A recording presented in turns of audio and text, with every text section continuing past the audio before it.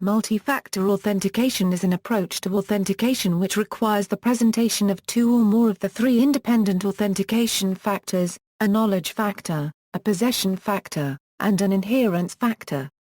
After presentation, each factor must be validated by the other party for authentication to occur.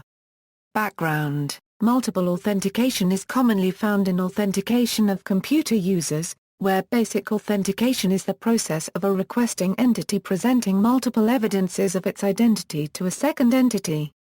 Authentication by two independent factors seeks to decrease the success that the requester is presenting false evidence of its identity in two independent, but coherent processes.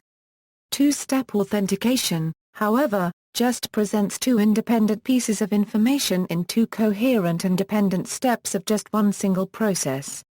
The number and independency of factors is important, since more independent factors imply higher probabilities that the bearer of the identity evidence indeed holds that identity in another realm. However, there are more variables to consider when establishing the relative assurance of truthfulness in an identity assertion than simply how many factors are used. Two-factor authentication is often confused with other forms of authentication. Two-factor authentication requires the use of two of the three independent authentication factors. Each of the independent factors are identified in the standards and regulations for access to U.S. federal government systems. These factors are, something only the user knows, something only the user has, and something only the user is. Multi-factor authentication is not a new concept, having been used throughout history. When a bank customer visits a local automated teller machine, one authentication factor is the physical ATM card the customer slides into the machine. The second factor is the PIN the customer enters through the keypad. Without the corroborating verification of both of these factors, authentication does not succeed. This scenario illustrates the basic concept of most multi-factor authentication systems, the combination of a knowledge factor and a possession factor. Multi-factor authentication is sometimes confused with strong authentication, however, strong authentication and multi-factor authentication are fundamentally different processes. Soliciting multiple answers to challenge questions may be considered strong authentication but, unless the process also retrieves something the user has, or something the user is, it would not be considered multi-factor authentication. The U.S. Federal Financial Institutions Examination Council issued supplemental guidance on this subject in August 2006, in which they clarified, by definition true multi-factor authentication requires the use of solutions from two or more of the three categories of factors. Using multiple solutions from the same category would not constitute multi-factor authentication. Other factors under debate for inclusion are time and location. For example, two users cannot be in the same place at the same time. Regulatory definition: details for authentication in the USA are defined with the Homeland Security Presidential Directive 12. Existing authentication methodologies involve the explained three types of basic OEF authentication methods that depend on more than one factor are more difficult to compromise than single-factor methods. Limitations: according to proponents, MFA could drastically reduce the incidence of online identity theft and other online fraud, because the victim's password would no longer be enough to give a thief permanent access to their information. However, many MFA approaches remain vulnerable to phishing, man-in-the-browser and man-in-the-middle attacks. In addition to such direct attacks, three aspects must be considered for each of the factors in order to fully realize the potential increase in confidence of authentication: the inherent strength of the mechanism, that is the entropy of a secret, the resistance of a token to cloning, or the uniqueness and reliability of a biometric. Quality of provision and management.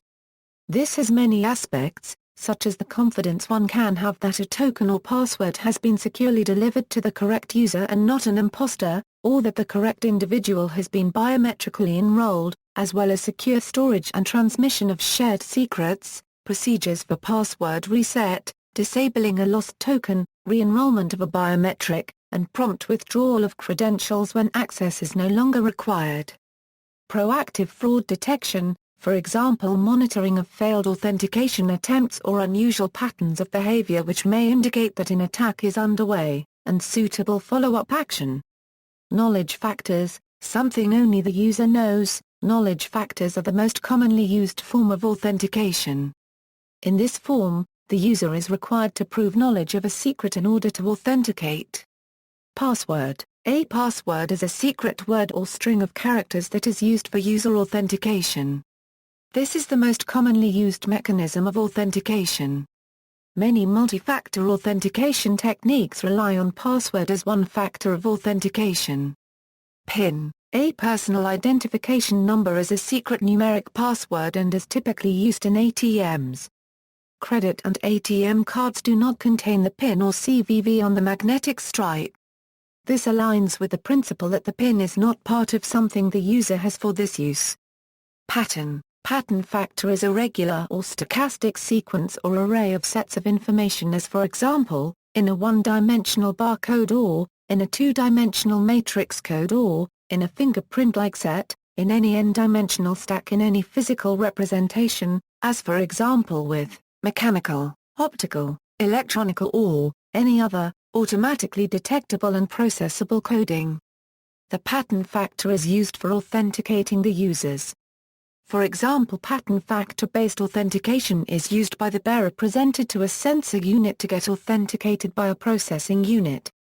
Possession factors, something only the user has. Possession factors is just a scientific term for a common entity. Such factors have been used for authentication for centuries, in the form of a key to a lock. The basic principle is that the key embodies a secret which is shared between the lock and the key, and the same principle underlies possession factor authentication in computer systems. There are several ways of attacking such a system, including, an attacker can determine the shared secret, for example by attacking the authenticator or a management system, reverse engineering the possession factor, or intercepting the secret during authentication. In the case of a lock and key, the lock can be picked. In an inadequately secured computer system, for example, a database containing the shared secrets can be attacked through SQL injection. An attacker can steal the possession factor. In the case of a lock and key, the attacker can steal the key and use it before the rightful owner notices the loss and has the lock changed. In the case of a computer system, the attacker can steal the possession and use it before the rightful owner notices and has the device cancelled. An attacker can copy the possession factor while it is inadequately safeguarded. An attacker can take an impression of a physical key and make a duplicate. And in the case of computer systems, can clone the possession factor. The attacker can intercept the authentication process and masquerade as the authenticator to the party seeking authentication and vice versa, in a man-in-the-middle attack. In the case of the lock and key, the attacker can interpose a dummy lock that will allow them to make a copy of the key then later use the copy in the real lock. In the case of a computer system, the attacker can for example interpose a counterfeit authentication interface to intercept the communications and relay the authentication information between the legitimate user and the real authenticator. The attacker can hijack access after authentication. In the case of a lock and key, the attacker can wait until the owner of a key has opened the lock, and then gain access to the locked facility. In the case of a computer system, the attacker can for example use man-in-the-browser malware, session fixation, or CD jacking to gain access to a secured facility as soon as a legitimate user has logged in. The security of the system therefore relies on the integrity of the authenticator and physical protection of the possession factor. Copy protection of the possession factor is a bonus. This may comprise some form of physical tamper resistance or tamper-proofing. It may use a challenge response to prove knowledge of the shared secret whilst avoiding risk of disclosure, and it may involve the use of a PIN or password associated with the device itself, independent of any password that might have been demanded as a first factor. A challenge response will not defeat a man-in-the-middle attack on the current authentication session but will prevent the attacker from successfully reusing or replaying credentials.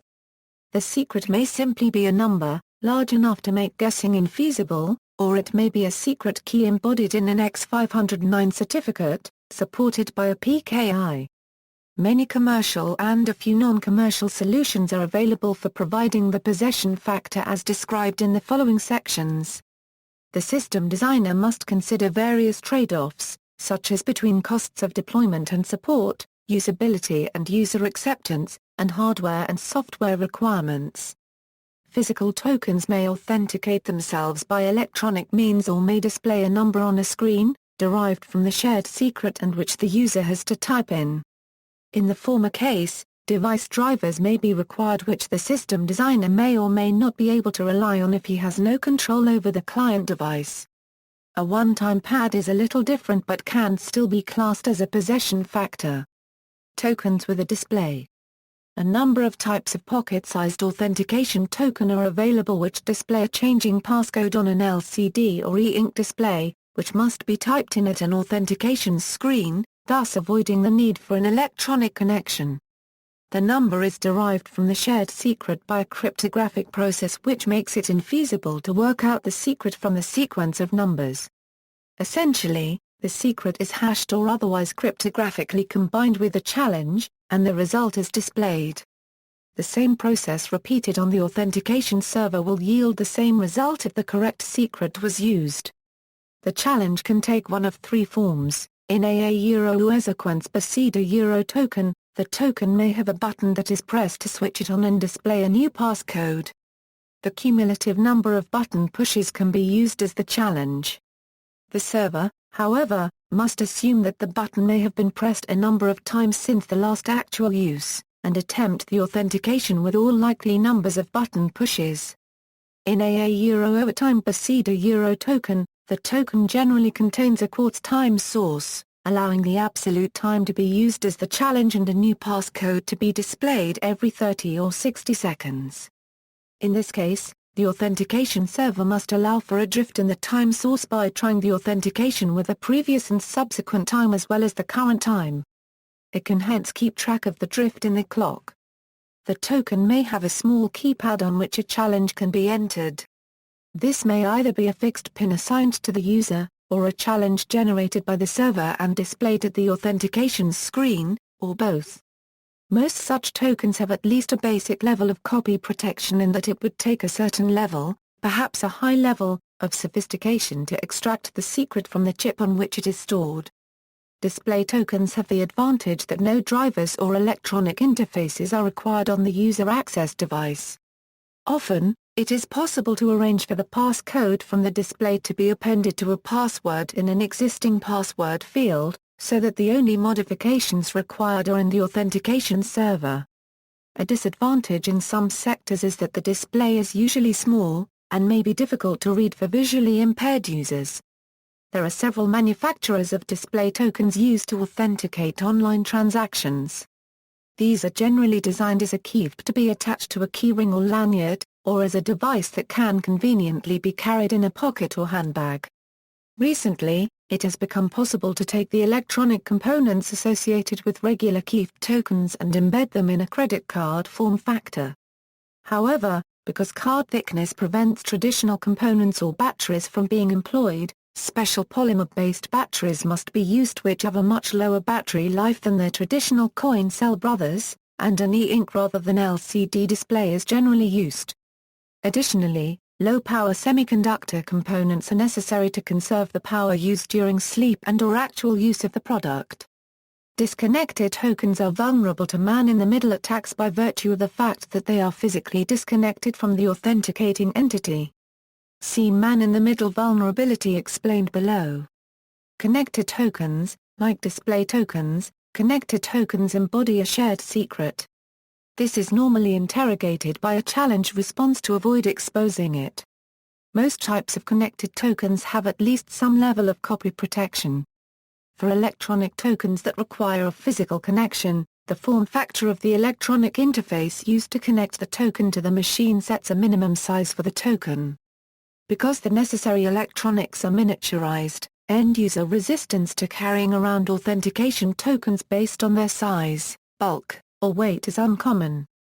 Some types of tokens require a device reader, possibly with special device drivers, whereas others use an interface which is almost universally available such as USB.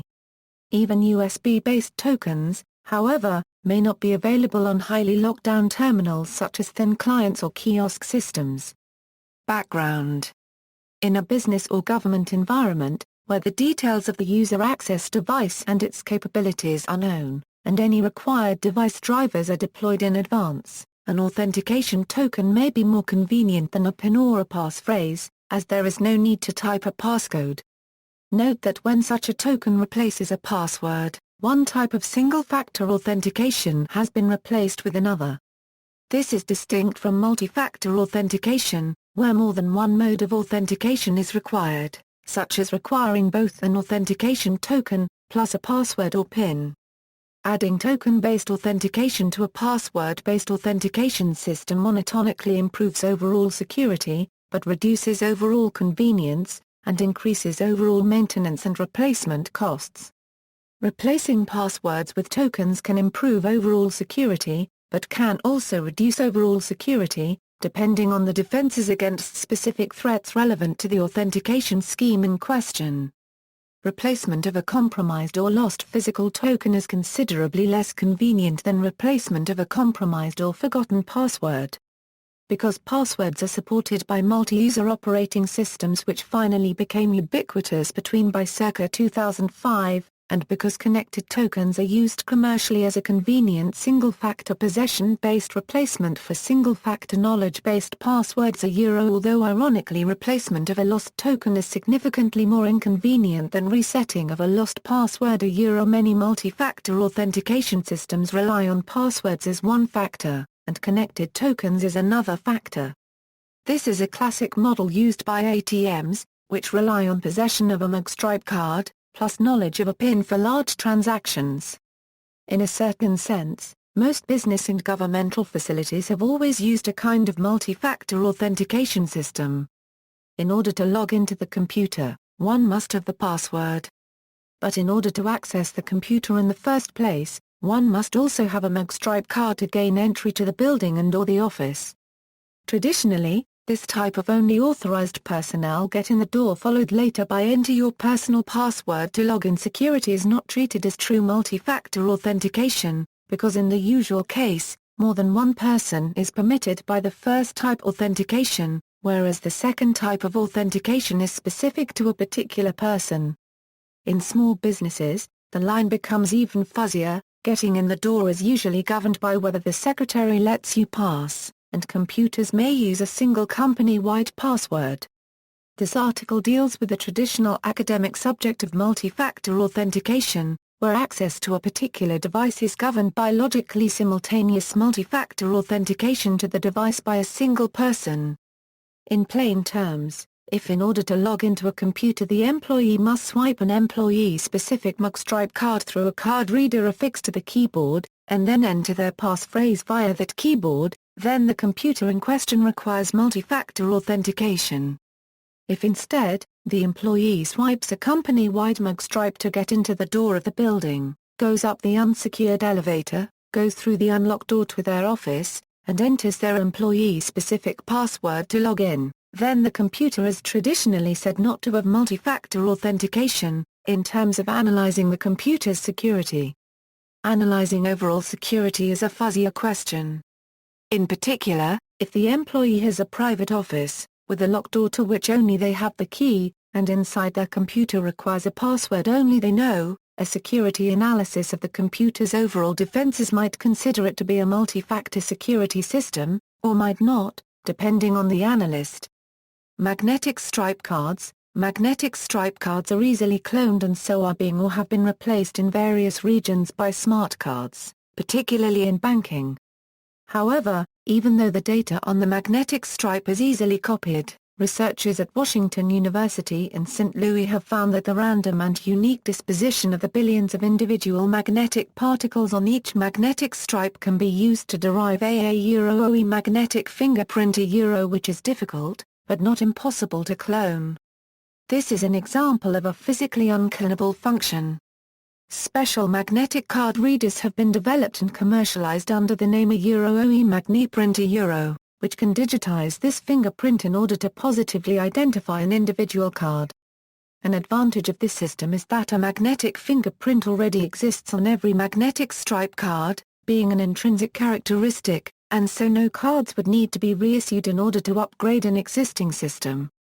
Each swipe of the card provides a correlative number called a dynamic digital identifier that can be scored and matched to the originating value to determine the card's authenticity. Since the number changes each time, it cannot be reused as long as all processing is authenticated. It does require a special reader that can read the magnetic fingerprint value, but these readers can be swapped out incrementally as old readers wear down. So the actual investment could be incorporated as an incremental increase of current business cost expectations. Smart cards. Smart cards are the same size as a credit card. Some vendors offer smart cards that perform both the function of a proximity card physical access device and network authentication. Users can authenticate into the building via proximity detection and then insert the card into their PC to produce network log-on credentials. In fact, they can be multi-purpose to hold several sets of credentials, as well as electronic purse functionality, for example for use in a staff canteen. They can also serve as ID badges. In some countries, notably in Europe and Asia, banks and financial institutions have implemented chip authentication program technology which pairs a banking smart card with an independent, unconnected card reader. Using the card, reader and ATM PIN as factors, a one-time password is generated that can then be used in place of passwords. The technology offers some support against transaction alteration by facilitating transaction data signing, where information from the transaction is included in the calculation of the one-time password, but it does not prevent man-in-the-middle attacks or man-in-the-browser attacks because a fraudster who is in control of the user's internet or is redirecting the user to the legitimate website via a hostile proxy may alter the transaction data in line before it arrives at the web server for processing, resulting in an otherwise valid transaction signature being generated for fraudulent data. As has already been indicated, there are two kinds of smart card: contact smart cards with a pattern of gold-plated contacts, and contactless or proximity cards, with an RFID chip embedded within the plastic. The former are more often used in banking and as a second factor, and can be conveniently carried with other credit loyalty cards in a wallet. They are normally loaded with an X509 certificate. However, they do need a special reader. Some laptops and thin client terminals have a smart card reader built in, and PCCARD smart card readers are available which can be kept permanently within the shell of the laptop. Alternatively, USB smart card readers are available which are no more expensive than many display tokens. In fact, some smart cards have an interface which is electrically USB, so that the reader needs no intelligence whatsoever and consequently can be very cheap. Even so, it is less convenient than a built-in or PCCARD reader, but is a good option for a desktop computer. MS Windows has smart card authentication functionality built in, allowing authentication against a password and a smart card with no additional software apart from the smart card device driver. This can be configured to screen lock the computer if the smart card is withdrawn. If the card also has a contactless chip used for physical access control, the user will be forced to lock his screen by withdrawing his smart card each time he leaves the office. There have also been smart cards released over the last 5 years which employ a combination of an embedded 2FA token inside a credit card form factor. These powered smart cards typically consist of an ISO-compliant credit card size, a flexible display, a switch-on button, an embedded non-rechargeable battery. When the button is pressed, the card displays an OTP value, which is then typed by the user on his PC keyboard. On the remote application side, the OTP number is checked using the authentication server. The OTP number is calculated according to the Oath industry standard and using some secret data securely stored in the device. Another concern when deploying smart cards, USB tokens, or other TFA systems is the security of the software loaded onto users' computers. A token may store a user's credential securely, but the potential for breaking the system is then shifted to the software interface between the hardware token and the OS, potentially rendering the added security of the TFA system useless. The downsides of smart cards include that they are not the smallest form factor and that the card reader is an extra expense. Another disadvantage is that they are less robust than most other forms of token. Repeated flexing can damage both contact and contactless smart cards, and adverse climatic conditions can reduce the reliability of contact smart cards. Wireless, RFID-based tokens exist in wide variation of products, mainly designed as identity tags according to ISO IEC 18000X standards. Bluetooth-based tokens exist as a non-ISO standardized token since the version 4.0 of the Bluetooth standard and offering respective chip designs. Contactless tokens similar to smart cards exist according to the ISO NFC standards and other standards created by the NFC Forum. USB tokens. A USB port is standard equipment on today's computers, and USB tokens generally have a large storage capacity for log-on credentials, and perhaps user data as well. However, they may be relatively costly to deploy and support, are vulnerable to theft and fraud, and have met user resistance. Any USB memory device can be used as a token simply by storing a secret on it, but then there is nothing to stop it from being copied. This can be prevented if the device is designed to present itself as an authentication device responding to a challenge response protocol rather than as a storage device. The downside is that a special device driver may then be required. Audio port tokens. Audio port tokens are usually used to provide authentication service for mobile terminals, because many different mobile manufacturers have various own interface, such as iDock, micro USB, mini USB and etc. In contrast, the audio port is the most standard port on today's smart mobile terminals, and the audio port can be used for data transfer between authentication tokens and mobile terminals instead of USB port. An audio port token usually has a built-in batteries as a power supply for the tokens. It has almost same function as the USB tokens except mobile terminal support, which is a digital certificate container with onboard encrypt, decrypt and sign verify function. Specific commercialized solutions with unique form factors. Although not commonly used as a second factor in general-purpose computer systems, I-buttons are offered as an option on the highest security versions of the Eclipse self-encrypting hard disk. The Dallas I-button resembles a rather large button cell, with a very robust stainless steel case. It uses the Dallas one-wire interface in which both power and bidirectional signaling utilize a single connection. It only has to be touched momentarily on a receptacle for the host device to read or interrogate it, and so has found use particularly in conjunction with retail cash registers, allowing a sales assistant to instantly identify him/herself to the cash register. CASC is an unusual hybrid connected token with a display. It incorporates a secure chip rated at EAL5+. It has an LCD display on the front and several photodiodes on the back, which are held up against several flashing squares displayed on the login screen. A challenge is communicated to the token by the pattern of flashing. This is then combined with a shared secret stored within the token to produce a passcode which is shown on the LCD display, for the user to type in. An advantage is that the challenge is based neither on a time nor a sequence, and so synchronization is not an issue. The challenge response protocol also allows the token's keys to be changed, so resisting token cloning attempts. The system also allows the user to ask for a specified phrase to be echoed on the token, allowing the user to authenticate the host and so deny phishing attempts. CASC tokens keys are distributed and are dynamically created, so denying successful insider attacks. The latest version is CASC SNR, and it has a version, CASC SNR HMG, certified for UK government use by CESG, the UK Government National Authority for Information Assurance. CASC SNR is also a NATO-approved product.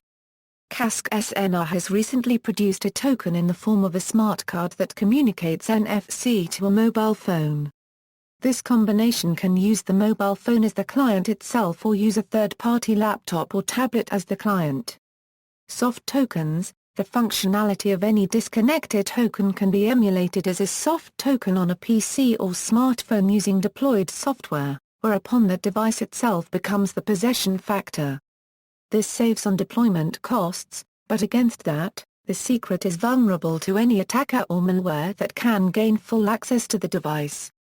The Zeus Trojan, which can now infect mobile devices running Android or BlackBerry OS, specifically targets banking credentials and may forward them to the attacker at a website set up for the purpose, or by SMS messaging. The secret may comprise an SSL client certificate which can be used to authenticate the device on which it is stored, and may be used directly to authenticate the client in an SSL connection. While stored on the device, even if held in a password-protected certificate store, it is still potentially vulnerable to theft by malware as the certificate store has to be unlocked to be used. Indeed, the malware might trick the user into revealing the password or steal it by keystroke logging. Such client certificates can be stored more securely in the Trusted Platform Module chip, fitted to many modern laptops.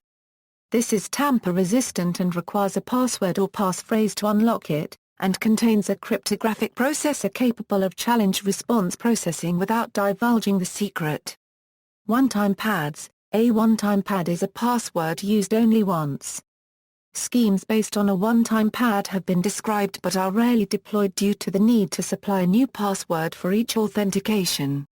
Schemes which use a grid card are not one-time pads, and are akin to requesting a selection of characters from a password known by the user. As such, they only protect against replay attacks and not against duplication of the entire grid. Mobile phones. There is presently only limited discussion on using wired phones for authentication. Most applications focus on use of mobile phones instead. A new category of TFA tools transforms the PC user's mobile phone into a token device using SMS messaging, an interactive telephone call, or via downloadable application to a smartphone.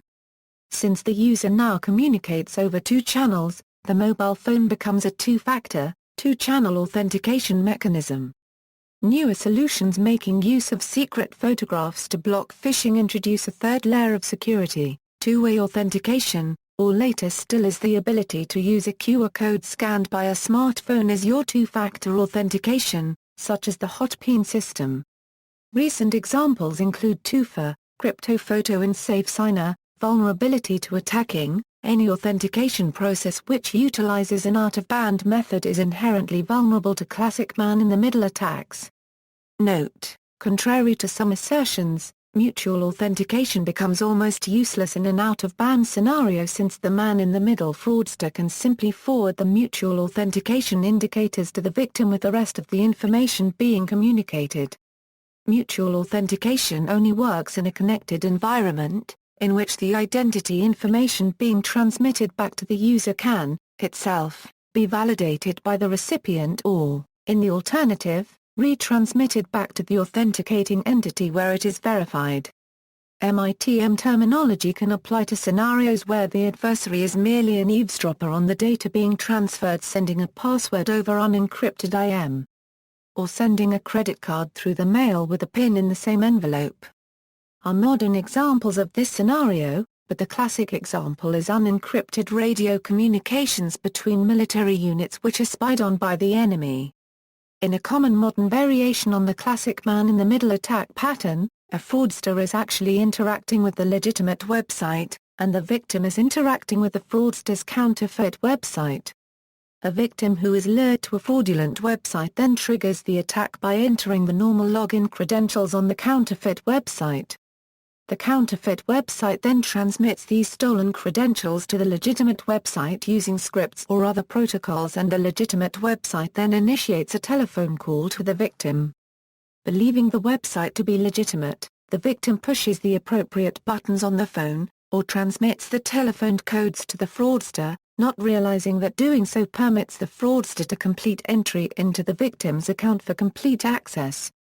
Assignment to the bearer. One basic limitation associated with relying exclusively on mobile phones for secondary authentication is the fact that the respective user must have access to a mobile phone during authentication. The user may have registered a mobile phone number, for example, and when attempting to authenticate from home, must have access to that registered mobile phone.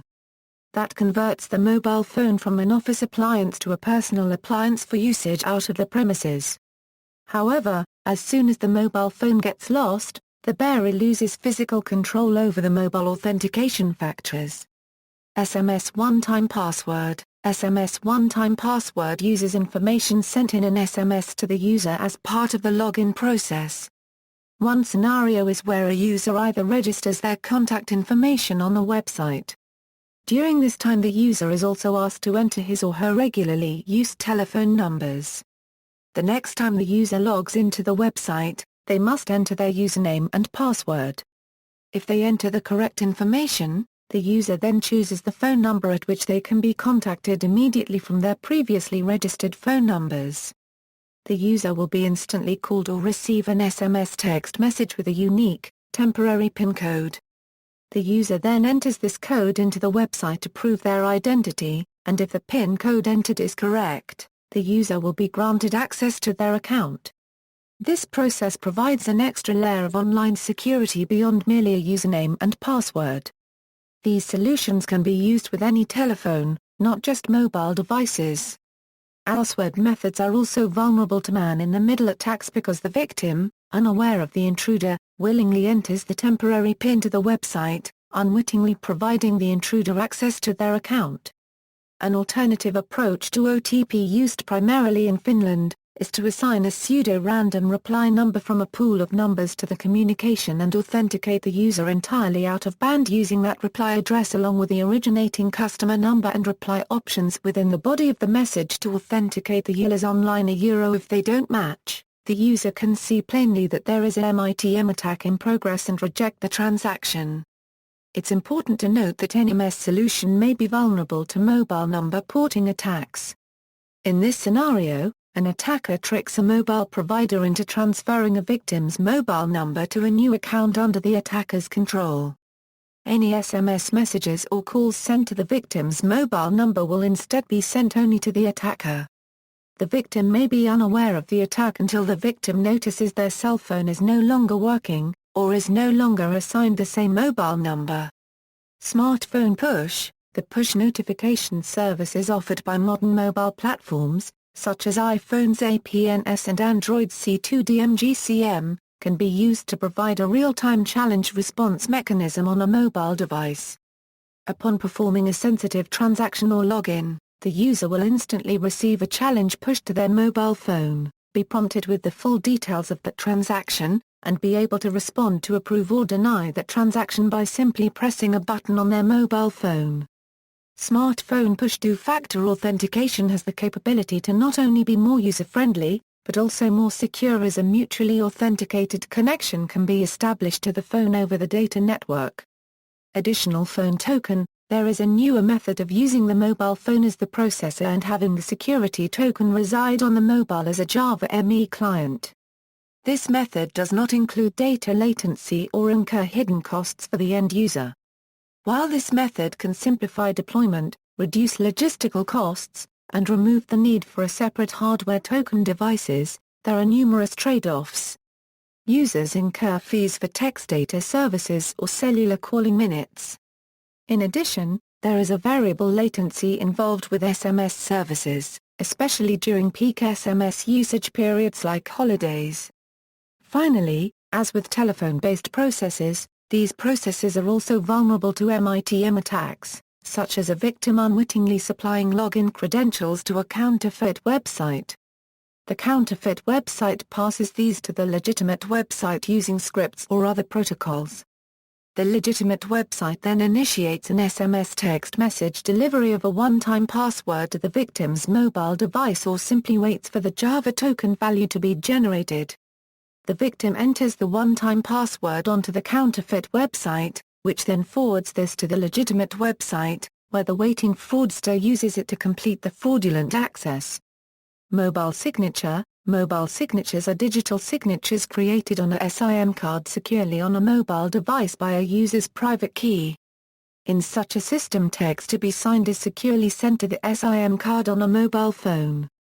The SIM then displays the text to the end user who checks it before entering a PIN code to create a signature which is then sent back to the service provider. The signature can be verified using standard PKI systems. Mobile signature systems have been in use for several years. However, As with magnetic card and client digital certificate solutions, they are vulnerable to malware, are costly to deploy and support, and are strongly resisted by consumers. Mobile applications. Smartphones and tablets can use a dedicated mobile device application for secure access to online services. The mobile device application uses the web browser or web service capabilities of the device for authentication and subsequent access to the service. This approach allows a cryptographic key to be used to authenticate the user, which protects against a man-in-the-middle attack. Inherence factors, something only the user is, biometrics. Biometric authentication also satisfies the regulatory definition of true multi-factor authentication. Users may biometrically authenticate via their fingerprint, fingerprint, or iris scan using provided hardware and then enter a PIN or password in order to open the credential vault.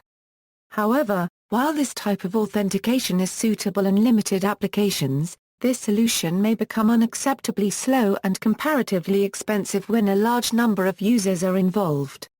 In addition, it is extremely vulnerable to a replay attack. Once the biometric information is compromised, it may easily be replayed unless the reader is completely secure and guarded. Voice biometrics has the distinct advantage that it can ask the user to say random phrases, and thereby significantly reduce the risk of a successful replay attack. Finally, there is great user resistance to biometric authentication. Users resist having their personal physical characteristics captured and recorded for authentication purposes. In short, selection and successful deployment of a biometric authentication system needs careful consideration of many factors. For many biometric identifiers, the actual biometric information is rendered into string or mathematic information. The device scans the physical characteristic, extracts critical information, and then stores the result as a string of data. Comparison is therefore made between two data strings, and if there is sufficient commonality a pass is achieved. It may be appreciated that choice of how much data to match, and to what degree of accuracy, governs the accuracy-speed ratio of the biometric device. All biometric devices, therefore, do not provide unambiguous guarantees of identity, but rather probabilities, and all may provide false positive and negative outputs. If a biometric system is applied to a large number of users, perhaps all of the customers of a bank, the error rate may make the system impractical to use. Biometric information may be mechanically copied and cannot be easily changed. This is perceived as a key disadvantage since, if discovered, the compromised data cannot be changed. A user can easily change his/her password, however, a user cannot change their fingerprint. A bioidentifier can also be faked. For example, fingerprints can be captured on sticky tape and false gelatine copies made, or simple photos of eye retinas can be presented. More expensive biometrics sensors should be capable to distinguish between live original and dead replicas, but such devices are not practical for mass distribution. It is likely that, as biometric identifiers become widespread, more sophisticated compromise techniques will also be developed. Historically, fingerprints have been used as the most authoritative method of authentication. Other biometric methods such as retinal scans are promising, but have shown themselves to be easily spoofable in practice. Hybrid or multi-tiered authentication methods offer a compelling solution, such as private keys encrypted by fingerprint inside of a USB device. A criticism of biometrics for authentication is that whereas it is relatively easy to calculate the strength of a password from its length and composition and hence the time to brute force it, the strength of a biometric is difficult to quantify. There can be no guarantee that a simple attack could not be devised tomorrow, for example by using household chemicals to make an artificial finger from a fingerprint, good enough to be accepted by a fingerprint reader. This is a concern to certain government security authorities where knowing the strength of a security mechanism is considered more important than having a mechanism which might be stronger but whose absolute strength is not quantifiable. International travelers to many countries are now routinely required to provide fingerprint and/or iris scans to pass. This stockpile of records reduces the strength of biometric protected resources. challenge questions are not regulatory compliant. Following the U.S. Federal Financial Institutions Examination Council's publication advising the use of multi-factor authentication, numerous vendors began offering authentication solutions that are not compliant with the FFIEC's definition of true multi-factor authentication. Most notable of these approaches is the challenge-response approach, often coupled with a shared secret image. Soliciting personal information in response to challenge questions simply solicits more of something the user knows, similar to a login, a password, or a PIN. All are multiple solutions from the same authentication category. Unless these are combined with one of the other two factors, that is, something the user has, or something the user is, it does not constitute multi-factor authentication. Regulators have repeatedly cautioned against the use of approaches that operate through the solicitation of personal information. On June 17, 2005, the U.S. Federal Deposit Insurance Corporation published supplement guidelines in which it strongly cautioned financial organizations against adopting authentication methods that use personal information for authentication purposes. Although consumers are worried about phishing and the trustworthiness of email messages from their banks, they are also concerned about the security of their personal information more generally. When banks consider authentication methods for retail customers, they should be aware that these customers value security and the protection of confidential information.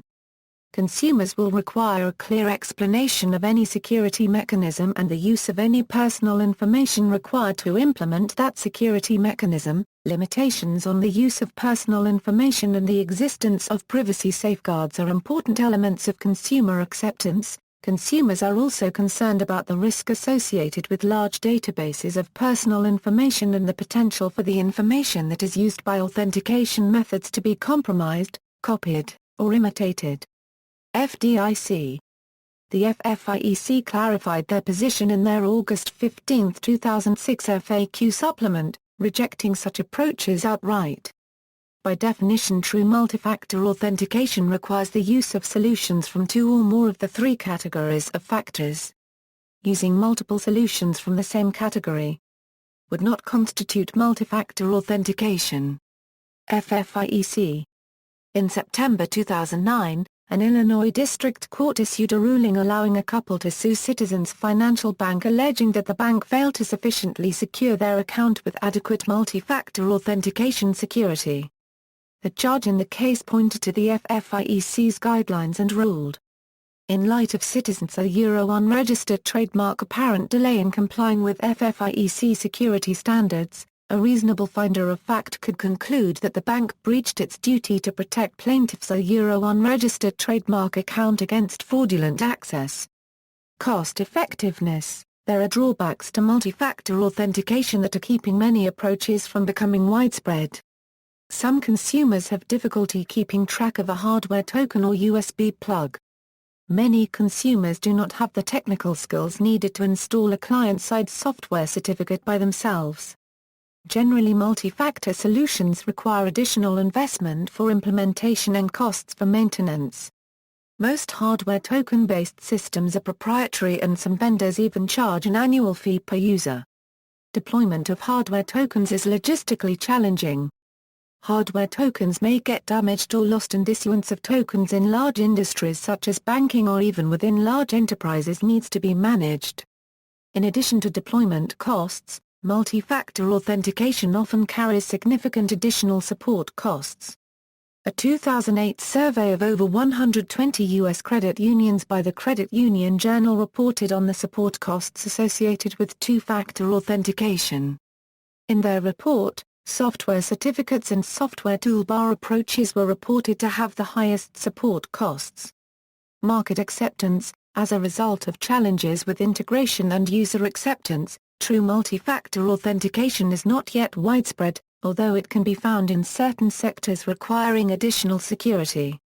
Faced with regulatory multi-factor authentication guidelines in 2005, numerous U.S. financial institutions instead deployed additional knowledge-based authentication methods, such as shared secrets or challenge questions, only to discover later that such methods do not satisfy the regulatory definition of true multi-factor authentication. Supplemental regulatory guidelines and stricter enforcement are now beginning to force the abandonment of knowledge-based methods in favor of true multi-factor authentication. A 2007 study sponsored by Bearing Point reported 94% of the authentication solutions implemented by U.S. financial institutions fail to meet the regulatory definition of true multi-factor authentication. An increasing count of recent undesired disclosure of governmentally protected data or private data is likely to contribute to new TFA requirements, especially in the European Union. Guidance. In 2005, the United States Federal Financial Institutions Examination Council issued guidance for financial institutions recommending financial institutions conduct risk-based assessments, evaluate customer awareness programs, and develop security measures to reliably authenticate customers remotely accessing online financial services, officially recommending the use of authentication methods that depend on more than one factor to determine the user's identity. In response to the publication, numerous authentication vendors began improperly promoting challenge questions, secret images, and other knowledge-based methods as a OE multi-factor authentication. Due to the resulting confusion and widespread adoption of such methods, on August 15, 2006, the FFIEC published Supplemental Guideline ESA which states that by definition, a true multi-factor authentication system must use distinct instances of the three factors of authentication it had defined, and not just use multiple instances of a single factor. On June 22, 2011, the FFIEC published additional guidance recommending the use of a complex device identification As described by the FFIEC in this guidance, complex device identification employs methods that do not easily permit the fraudster to impersonate the legitimate customer.